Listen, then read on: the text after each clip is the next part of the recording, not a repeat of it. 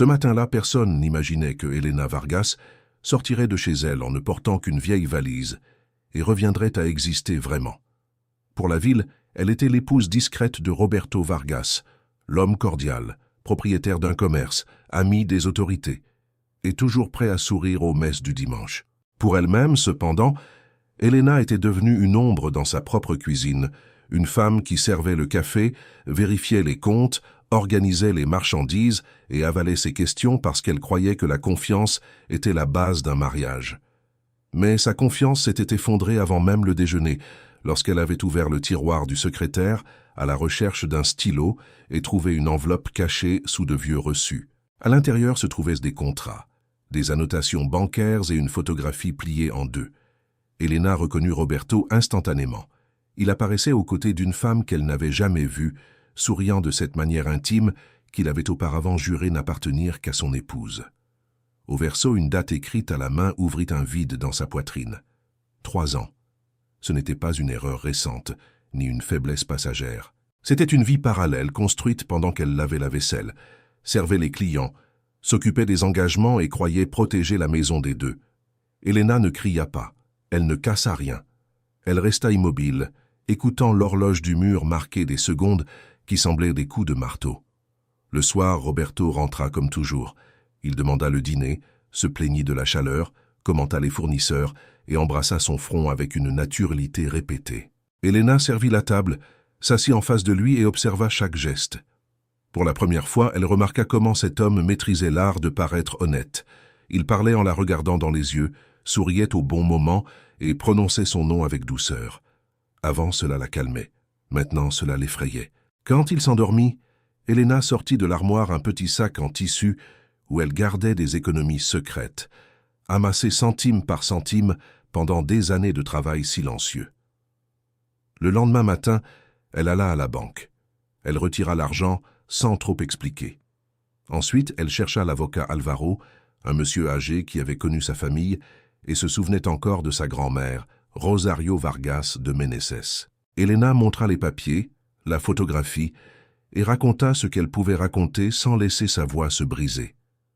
Alvaro écouta avec attention, feuilleta les documents, posa des questions objectives et déclara alors qu'elle avait des droits. Plus que cela, il dit qu'il existait une propriété rurale ancienne, enregistrée au nom de la famille maternelle, abandonnée depuis des décennies, mais encore légalement liée aux descendants de Rosario.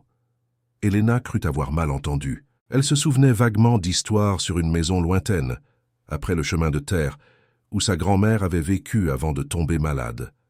Dans la famille, on parlait de cet endroit comme d'une ruine sans valeur, un poids du passé, quelque chose qu'il valait mieux laisser tranquille. Alvaro expliqua que la maison tenait encore par entêtement, avec un toit usé, des murs envahis par les plantes, un puits ancien et un terrain trop grand pour être ignoré. Il prévint qu'il n'y avait pas de confort, peut-être même pas d'électricité stable. Il dit que restaurer tout cela exigerait de la patience, de l'argent et de la force physique. Elena écouta chaque difficulté comme qui écoute des instructions, et non comme une menace. Quand il eut terminé, elle demanda seulement où se trouvait l'entrée. L'avocat insista pour qu'elle réfléchisse mieux. Elle le remercia, prit les informations et sortit. Ce même jour, elle prépara des vêtements simples, des documents, de petits outils, de la nourriture sèche et le journal vierge qu'elle avait acheté des années auparavant sans jamais l'utiliser. Elle ne laissa aucun mot pour Roberto. Elle ne voulait pas expliquer à quelqu'un qui avait si bien menti pendant si longtemps pourquoi une vérité la faisait enfin partir. Quand Roberto arriva et trouva les tiroirs vides, Elena marchait déjà sur le chemin de terre. Le soleil pesait sur ses épaules, la valise cognait contre sa jambe, et la poussière s'élevait à chaque pas, mais elle ne regarda pas en arrière. Quelques habitants la virent passer. Certains chuchotèrent. D'autres dirent qu'elle reviendrait en quelques jours, fatiguée, repentante, demandant un abri. Elena entendit des fragments de ses voix, mais continua. Elle avait tellement pleuré à l'intérieur que ses yeux étaient secs, et quand la vieille maison apparut au bout du chemin, presque cachée par les plantes grimpantes, elle s'arrêta. La propriété semblait oubliée du monde. Le toit avait des taches de mousse, les fenêtres étaient en vide, la porte pendait de travers, et les herbes hautes montaient le long des murs comme des doigts essayant d'avaler la construction. Pourtant, Elena ressentit quelque chose de différent de la peur. Elle ressentit de l'espace. Là, il n'y avait pas les mensonges de Roberto, ni la table où elle avait faim la tranquillité, ni les voisins surveillant sa tristesse. Il y avait la ruine, le travail et le silence. Et à ce moment-là, le silence était une forme de miséricorde. Elle poussa la porte. Le bois grinça comme s'il se réveillait après des années. L'intérieur sentait la terre humide, la poussière et le bois vieilli. La lumière entrait par des fissures dans le toit, dessinant des traits clairs sur le sol. Dans la pièce principale se trouvaient des feuilles sèches, une chaise cassée et une étagère tordue. À droite se trouvait une petite chambre avec un lit sans matelas. À gauche, une autre pièce étroite, presque vide. Elena marcha lentement, testant chaque pas, évaluant ce qui devait être nettoyé en premier. Elle ne pleura pas. La maison était pire qu'elle ne l'avait imaginé, mais elle restait là, et elle aussi. Dans la chambre de droite, en écartant des restes de paille près du mur, elle vit une boîte en bois sous le vieux lit. Elle la tira avec précaution. Le fermoir rouillé résista, puis céda avec l'aide d'une fine clé. À l'intérieur se trouvaient des lettres attachées par une cordelette, un tissu plié et un livre à couverture sombre. Elena ouvrit la première page. L'écriture était délicate, ferme et ancienne. Rosario Vargas de Meneses, 1954. Elle s'assit par terre et commença à lire. Les premières pages parlèrent de récoltes, de pluie, de maïs, de contes et d'animaux. Ensuite, peu à peu, les mots révélèrent une femme fatiguée, mais résistante, qui luttait pour maintenir la terre tandis que des hommes influents tentèrent de la convaincre de vendre. Rosario écrivait qu'une propriété ne se mesurait pas seulement en mètres, mais en efforts, en mémoire et en permanence. Elena lut cette phrase 3 fois. Elle eut l'impression que sa grand-mère, morte depuis tant d'années, avait laissé une voix gardée exactement pour ce moment. La lumière commença à disparaître. Elena ferma le journal, le serra contre sa poitrine et sortit sur le seuil. Le champ était orangé par le crépuscule et le vent passait entre les arbres fruitiers abandonnés au fond. Pour la première fois depuis des années, elle respira sans demander la permission à personne. Elle étendit une couverture dans la pièce principale, se coucha sur des vêtements pliés et regarda par une fissure dans le toit où apparaissaient des étoiles. Elle ne savait pas comment elle réparerait tout. Elle ne savait pas comment elle affronterait Roberto. Mais elle savait qu'elle ne reviendrait pas cette nuit-là, ni la suivante, ni par honte, ni par peur. À l'aube, Elena trouva derrière la maison un puits couvert de vieilles planches. Quand elle en tira une, elle remarqua un paquet coincé entre les pierres du bord, protégé par un tissu ciré. À l'intérieur se trouvait une lettre de Rosario et l'indication de plantes originales cachées sous la 3e lame du plancher de la pièce de gauche. Elena resta immobile, tenant le papier avec des mains fermes, tandis qu'elle comprenait que sa fuite était peut-être aussi un appel. La maison ne gardait pas seulement des souvenirs, elle gardait des preuves, des secrets et une promesse interrompue.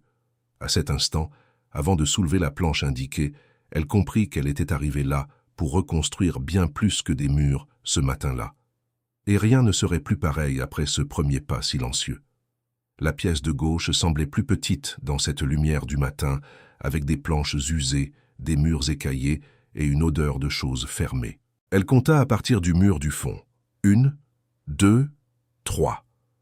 La 3e planche avait une marque presque invisible, peut-être faite par Rosario. Elena s'agenouilla, enfonça le tournevis dans la fente et força lentement. Le bois gémit, résista pendant quelques secondes et finit par se détacher. En dessous se trouvait une boîte métallique noircie, protégée par des tissus secs. Elena l'ouvrit avec précaution. À l'intérieur se trouvaient d'anciens plans, des documents avec des sceaux effacés par le temps, des mesures du terrain et des annotations manuscrites. Même sans tout comprendre, elle perçut la différence entre ces plans et les papiers actuels qu'Alvaro lui avait montrés. La propriété de Rosario était plus grande. Une partie qui apparaissait maintenant comme un terrain voisin semblait avoir été retirée des registres anciens. Elena s'assit par terre, entourée de poussière et de silence. Elle plia les plans avec un soin extrême, les rangea dans son sac et décida de retourner en ville le lendemain. Non pour demander la permission, pour commencer à revendiquer. Avant cela, elle nettoya la maison. Elle enleva les feuilles, les tissus pourris, les tessons et les branches. Elle balaya la pièce principale avec un balai improvisé. Elle sépara ce qui était encore bon de ce qui devait être jeté. À midi, la sueur coulait sur son visage, mais elle continuait. Chaque coin nettoyé arrachait à la maison un peu de l'abandon. Chaque objet remis à sa place était une réponse ferme à tous ceux qui pensaient qu'elle ne resterait pas. En fin d'après-midi, un homme apparut sur le chemin. Mince, avec un chapeau de paille, il marchait avec calme. Il s'arrêta près de la clôture tombée et leva la main en signe de salutation. Il s'appelait Aurelio et habitait à 2 kilomètres de là. Il dit qu'il avait vu de la fumée sortir de la cheminée et qu'il voulait savoir qui était revenu à la maison de Rosario.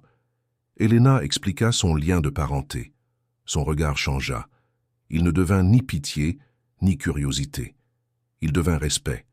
M. Aurelio raconta qu'il avait connu Rosario, une femme de peu de paroles et de beaucoup de fermeté.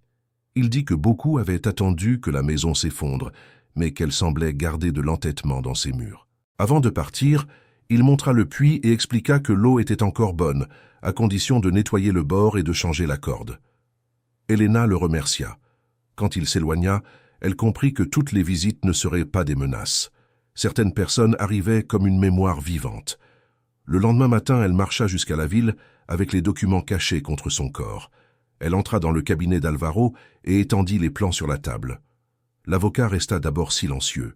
Puis il prit les documents actuels, compara les lignes, les numéros, les signatures. Plus il analysait, plus il devenait sérieux. Enfin, il dit que cela pourrait soutenir une demande formelle de révision des limites de la propriété. Elena demanda combien cela coûterait. Alvaro la regarda par-dessus ses lunettes et répondit qu'il commencerait en ne facturant que le nécessaire pour enregistrer les premières mesures. Il dit qu'il le devait à la mémoire de Rosario, qui avait été une femme honorable. Elena eut envie de pleurer mais se retint. Elle ne voulait pas que la gratitude ressemble à une faiblesse. Elle signa ce qui devait être signé et sortit avec des copies gardées. Elle acheta du riz, des haricots, de l'huile, des clous et une nouvelle corde. Elle calcula chaque pièce. Elle revint par le chemin avec des sacs lourds et des pas décidés. Quand elle arriva, elle trouva une femme assise sur une pierre près de l'entrée. Elle se présenta comme Conceição, voisine de l'autre côté de la colline. Elle dit qu'Aurelio avait parlé du retour de quelqu'un à la vieille maison et qu'elle avait voulu apporter des graines. Conceição entra sans juger. Elle observa les murs, le sol propre, la table improvisée et dit seulement qu'on voyait le travail là-dedans. Elles prirent un café sur le seuil. Elle parla de Rosario comme on parle d'une amie absente. Elle raconta que le vieux potager, bien qu'envahi par les mauvaises herbes, avait une bonne terre. Elle expliqua que le ruisseau au nord pourrait aider à l'irrigation s'il était nettoyé. Elena écouta chaque mot comme une leçon. Quand Conceição demanda pourquoi elle était venue, Elena répondit sans détail cruel. Elle dit que son mariage était terminé et qu'elle avait besoin de recommencer là où il y avait encore de la vérité. La femme plus âgée acquiesça, sans phrase toute faite. Elle posa simplement sur la table de petits paquets de graines et dit que la terre abandonnée n'est pas une terre morte. Elle attend seulement les bonnes mains. Au cours des 2 semaines suivantes, Elena travailla comme jamais. Elle répara une partie du toit, chaula les murs, nettoya le puits, organisa le potager et écrivit tout dans le nouveau cahier. Le soir, elle lisait le journal de Rosario. Dans une page, elle trouva la description d'un fazendeiro influent qui avait essayé d'acheter la propriété, puis avait fait pression sur la famille par des moyens déloyaux. Le nom de famille était Fonseca. Elena souligna le mot avec soin. Le lendemain, Alvaro confirma que le terrain au sud appartenait à Héctor Fonseca, héritier direct de cet homme. La nouvelle donna du sens au malaise qu'elle ressentait déjà. Si la fraude ancienne favorisait les Fonseca, récupérer la vérité signifiait toucher des gens puissants. Pourtant, Elena ne recula pas. Elle se mit à garder les reçus, à enregistrer les visites et à noter les dates. L'information, découvrit-elle, était une clôture invisible. La première visite formelle arriva dans une camionnette sombre. 2 hommes descendirent. Un jeune resta silencieux. L'autre, en costume clair, se présenta comme représentant d'Héctor Fonseca. Il dit que son client souhaitait parler des limites et peut-être acheter la propriété à un prix juste. Elena écouta jusqu'à la fin. Puis elle répondit que la terre n'était pas à vendre et que toute communication devait passer par l'avocat. L'homme sourit sans joie. Il dit qu'accepter un accord éviterait des complications. Elena garda une voix sereine. Elle répéta qu'elle ne vendrait pas. Quand la camionnette partit en soulevant la poussière, son cœur battait fort, mais elle ne bougea pas.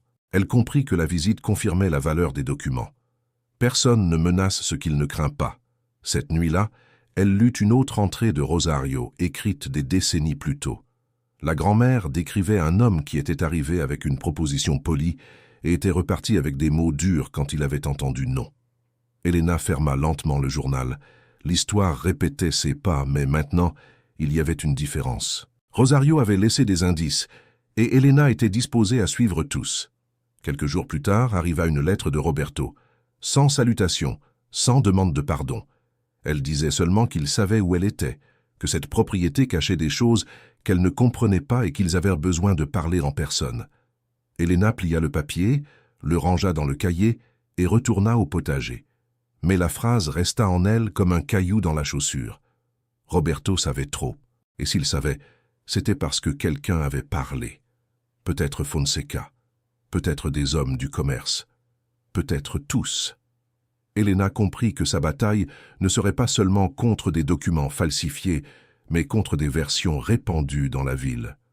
Alors elle décida de chercher Dona Esperanza, professeur retraité et voix respectée de tous.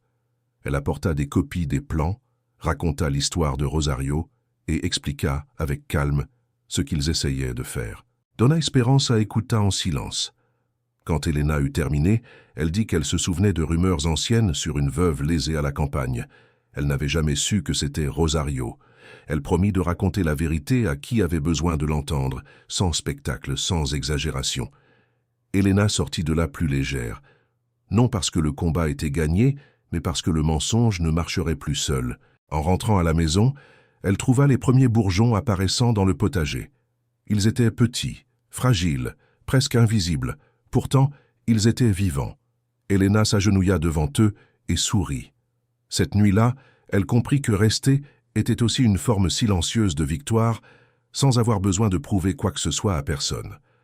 Pendant la semaine de l'audience, Alvaro présenta les journaux, les plans et l'enregistrement des visites. Fonseca tenta de nier.